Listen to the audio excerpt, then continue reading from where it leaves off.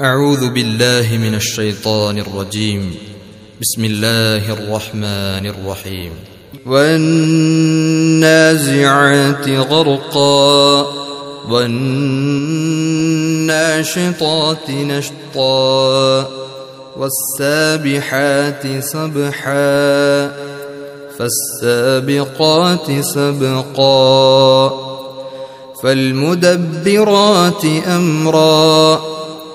يوم ترجف الراجفة تتبعها الرادفة قلوب يومئذ واجفة أبصارها خاشعة يقولون أئنا لمردودون في الحافرة أئذا كنا عظاما نخرة قالوا تلك إذا كرة خاسرة فإنما هي زجرة واحدة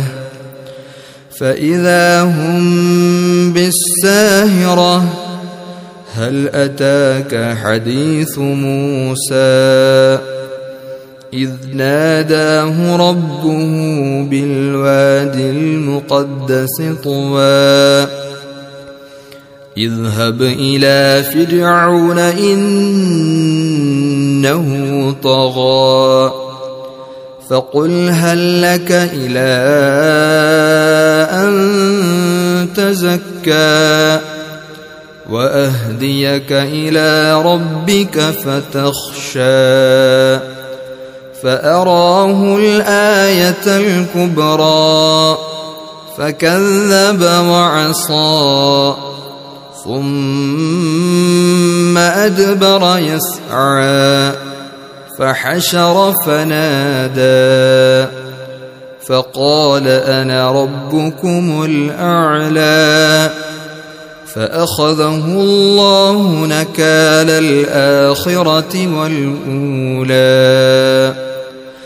إن في ذلك لعبرة لمن يخشى أأنتم أشد خلقا أم السماء بناها رفع سمكها فسواها وأغطش ليلها وأخرج ضحاها والأرض بعد ذلك دحاها أخرج منها ماءها ومرعاها والجبال أرساها متاعا لكم ولأنعامكم فإذا جاءت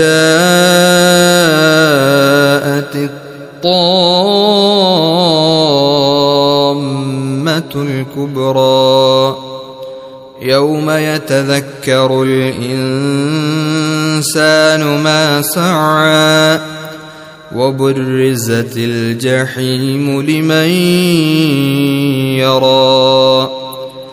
فأما من